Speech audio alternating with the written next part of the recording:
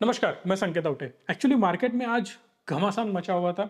सुबह अगर मार्केट की ओपनिंग अगर आप देखोगे तो आपको समझ में आ जाएगा कि एक ज़बरदस्त गिरावट मार्केट में आ चुकी थी। यहाँ से अगर हम एग्जैक्ट बात करें तो निफ्टी समवेयर अराउंड 360 पॉइंट नीचे जा चुका था यहाँ से। But in terms of percentage अगर आप ये गिरावट देखो तो इतना ज़्यादा डरने वाला माहौल बिल्कुल भी नहीं था। सवा एक 1.5% के आसपास की एक गिरावट थी। बट उसके बाद में मार्केट ने फिर से जबरदस्त रिकवरी दिखाई है। मैं ये वीडियो बना रहा हूं 1:45 के आसपास, उसके बाद क्या हो रहा है आई डोंट नो। बट यहां तक मार्केट में जबरदस्त एक मूव नजर आ गई थी। पर यहां पे और एक चीज मैं आपके साथ डिस्कस करना चाहता हूं ट्रेडर पर्सपेक्टिव से। ट्रेडर कम्युनिटी ना यहाँ पे बहुत ज्यादा आज एग्रेसिवली ट्रैप हो चुकी है। Whether it is option buying और ऑप्शन सेलिंग, दोनों साइड से वाट लगी पड़ी है मार्केट में। जिन लोगों ने आज ट्रेड किया होगा उनकी मैं बात कर रहा हूं। अगर आप स्मार्ट ट्रेडर हो, आपने अच्छे से टारगेट स्टॉप लॉस लगा के एंट्री एग्जिट करी होगी तो कोई भी बिल्कुल भी दिक्कत नहीं है। बट मैं आज एक एग्जांपल दिखाना चाहता हूं कि किस प्रकार से आज लोग ट्रैप हुए होंगे। फॉर एन एग्जाम्पल हम कंसिडर करते हैं कि 24,100 के आसपास का पुट लिया होगा, क्योंकि यहां मार्केट 200 क्रॉस करके नीचे आ चुका होगा। सो इन दिस केस अगर किसी ने यहां पे पुट लिया होगा, अप्रोक्सीमेटली ये रेंज थी 40 के नीचे था ये। बट यहां से सीधा मार्केट जो चला गया 160 की प्राइस क्रॉस करके ऊपर जा चुका था। This is not a recommendation for buying and selling, just education purpose के लिए मैं आंकड़े आपको दिखा रहा हूं। सो यहां से अगर हम बात करें तो 40 से लेके 160 तक ये बढ़ चुका था। इसका मतलब सिंपल है कि आपका पैसा 4 गुना बढ़ चुका था। बट जिन लोगों ने यहां पे एंट्री ले ली होगी उनको सीधा जबरदस्त लॉस दिख रहा होगा, क्योंकि 160 से अब मार्केट ऑलमोस्ट ये 25 पे इसका प्रीमियम लेके आ गया है। 25 पे प्रीमियम आना मतलब जोक नहीं है। खत्म हो चुका है पैसा, ऑलमोस्ट जीरो। जो भी आपने लगा दिया वो खत्म हो चुका है। इतना तगड़ा परफॉर्मेंस मार्केट ने आज दिखाया है। बट ये कंसिस्टेंट ऐसे ही रहेगा नहीं रहेगा वो डिफरेंट पार्ट है, क्योंकि यहां पे अगर आप देखो मार्केट सीधा अप ट्रेंड में शिफ्ट हो चुका है। अब यहां पे अगर आप कुछ अपनी पुट साइड होल्डिंग करने जाओगे फिर मंडे गैप अप हो जाएगा तो फंसने वाला सिनेरियो हो सकता है। गैप डाउन हो जाएगा तो भी फंसने वाला सिनेरियो हो सकता है कॉल वालों के लिए। अब डिस्कस करते हैं एक्चुअली मार्केट में चल क्या रहा है। ये जो मूव आ रही है ना ये जबरदस्त आ रही है। बट इसको अगर हम डेली टाइम फ्रेम में कन्वर्ट करते हैं तो आपको समझ में आ जाएगा कि ऐसा जो कैंडल्स बन रही थी डेली की 1 2 3 4 5 ट्रेडिंग सेशन, ये 5 ट्रेडिंग सेशन में जितनी हलचल नहीं हुई उतनी डबल या ट्रिपल हलचल बोल सकते हो एक ही दिन में आज के हो चुकी है। अब ये सारा मांजरा है क्या, एक्चुअली चल क्या रहा है। अगर आप देखो तो इंडिया में बहुत सारे चेंजेस हो रहे हैं, उसके साथ साथ फॉरेन में बहुत सारे चेंजेस चल रहे हैं। आउट ऑफ इंडिया अगर आप जाओ अलग अलग कंट्रीज में तो अलग अलग चीजें चल रही है। यूएस में कुछ अलग ही चल रहा है, रशिया में कुछ अलग ही चल रहा है। अगर हम बात करें अमेरिका ने रिसेंटली ही इंडिया को भी धमकाया था कि हम ये करेंगे वो करेंगे वगैरह वगैरह, रसिया से आपका कोई संबंध नहीं होना चाहिए। इन बिटवीन जयशंकर साहब ने बोल दिया सीधा कि हम कोई भी यूएस डॉलर का अपोज बिल्कुल भी नहीं कर रहे, हम सपोर्ट कर रहे हैं। हम किसी भी प्रकार से यूएस डॉलर को नीचे लाने का और रुपी को ऊपर लाने की कोशिश बिल्कुल भी नहीं कर रहे। ब्रिक्स कंट्रीज यूएस को जानबूझ के अपोज बिल्कुल भी नहीं कर रही है। तब तक इन बिटवीन अगर आप अच्छे से देखो राजनाथ सिंह ने आज ही बयान दे दिया है कि रशिया के और हमारे संबंध बहुत ज्यादा घनिष्ठ है, समंदर से भी गहराई बहुत ज्यादा है हमारे रिश्तों के अंदर। सो इतनी बड़ी बात इतने बड़े प्लेटफॉर्म पे जाकर कहना काबिले तारीफ है। जो जयशंकर साहब ने कहा मुझे बिल्कुल वो चीज़ पसंद नहीं आई थी, क्योंकि डोनाल्ड ट्रंप ने जो लैंग्वेज यूज करी थी ना बहुत घटिया लैंग्वेज थी। उसको उस लैंग्वेज में जवाब देना बहुत ज़्यादा ज़रूरी था। बट हमने उनसे माफ़ी मांग ली ऐसे बोल सकते हो क्लियर। बट जहां पे उन्होंने ये चीज़ कही वहां पे एक चीज़ मुझे अच्छी लगी कि राजनाथ सिंह साहब ने सीधा बोल दिया कि हमारे संबंध अच्छे थे, है और रहेंगे रशिया के साथ। बट इसके बावजूद और बहुत सारे कमेंट्रीज आ रही है, बहुत सारे न्यूज आ रहे हैं सामने, जहां पे नवंबर का सीपीआई इन्फ्लेशन बहुत ज्यादा इंपॉर्टेंट चीज यहां पे आ रही है कि महंगाई क्या हो रही है। अब थोड़ी सी महंगाई अपनी कूल ऑफ होती हुई नजर आ रही है। नवंबर के कंपैरिजन में अगर हम करते हैं अक्टूबर के साथ तो समझ में आ जाएगा 6.21% जहां पे था वो अब आ चुका है 5.48% तक। इसका मतलब यह है 70 बेसिस पॉइंट की गिरावट आ चुकी है महंगाई के अंदर। सो ये महंगाई कंट्रोल में आनी बहुत ज्यादा जरूरी है, उसी के बारे में हम डिस्कस कर रहे थे। इलेक्शन के चक्कर में क्या हो रहा था, कैसे हो रहा था, वो मैंने आपको बोल दिया था। जैसे इलेक्शन खत्म हो जाएगी महंगाई कूल डाउन होती हुई आपको नजर आएगी, वो भी हमने डिस्कस किया था। सेम आंकड़े बढ़िया हमें नजर आ रहे हैं।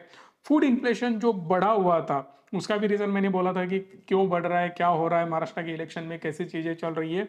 तो उसका इंपैक्ट आप देखो, जो 10.87% मतलब ऑलमोस्ट 11% था वो 9% पे आ चुका है अक्टूबर महीने के साथ अगर आप कंपेयर करोगे तो। यहाँ पे हमें क्लियरली दिख रहा है कि अदरक वगैरह 85% से बढ़ा हुआ था, पोटैटो 67% से बढ़ा हुआ है, अदर वेजेस अगर आप देखो तो एवरेज 40% का inflation one of the highest level पे अभी हमें नजर आ रहा है।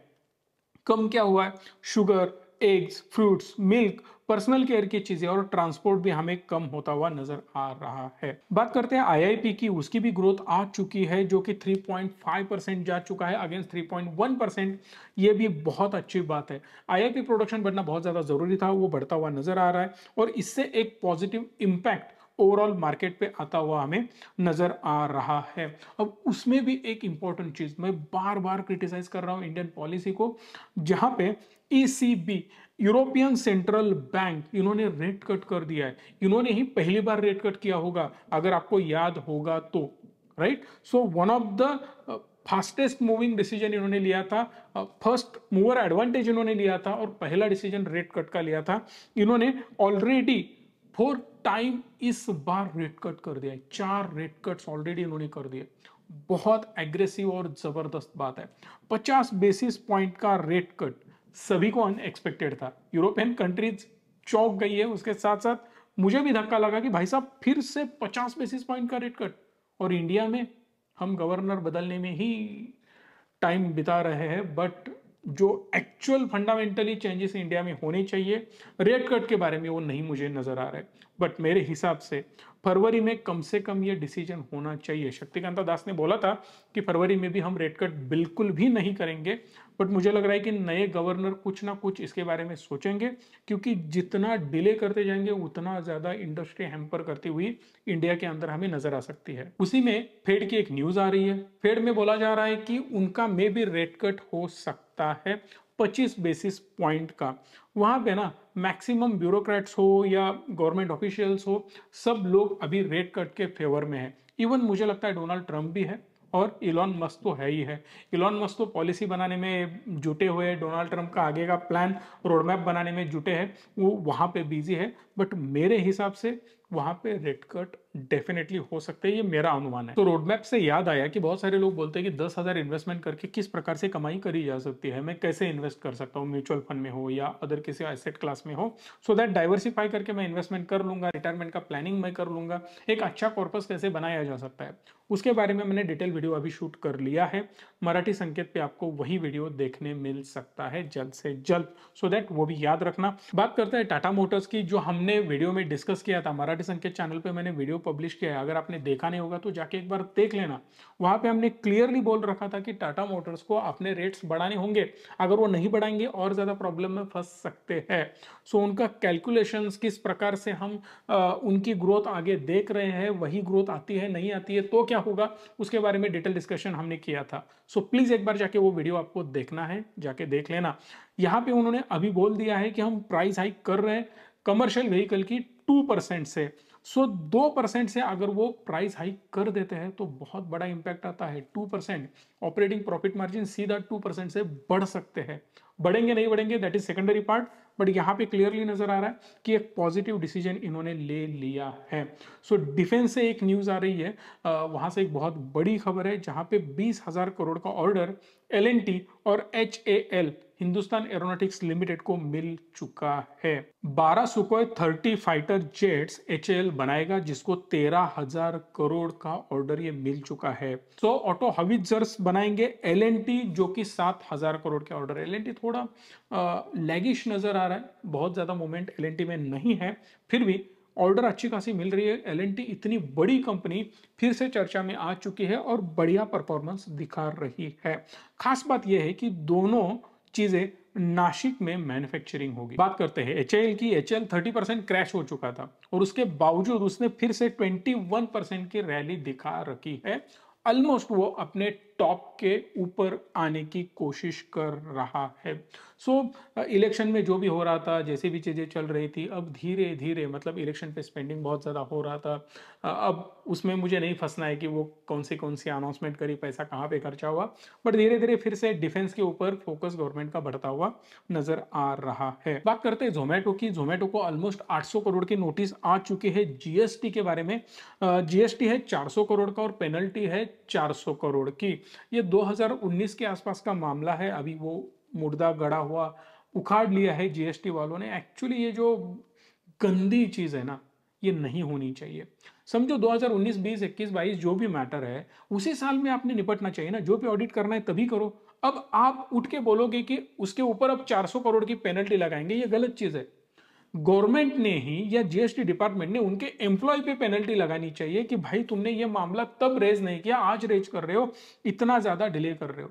मतलब रिसेंटली हमने बात करी थी, जो भी नए गवर्नर आए उन्होंने बोला था कि ये ऐसे मामले जो हो रहे हैं, इतना ज्यादा डिले या किसी भी कंपनी को फंसाने के चक्कर में ये ऐसी चीजें नहीं होनी चाहिए। या आप समझ सकते हो कि जो बिजनेस कर रहा है उसको परेशानी नहीं होनी चाहिए कि जब भी ऐसे अनाउंसमेंट आए कि आप नोटिस कोई भी उठा के भेज दो, किसी को परेशान करो।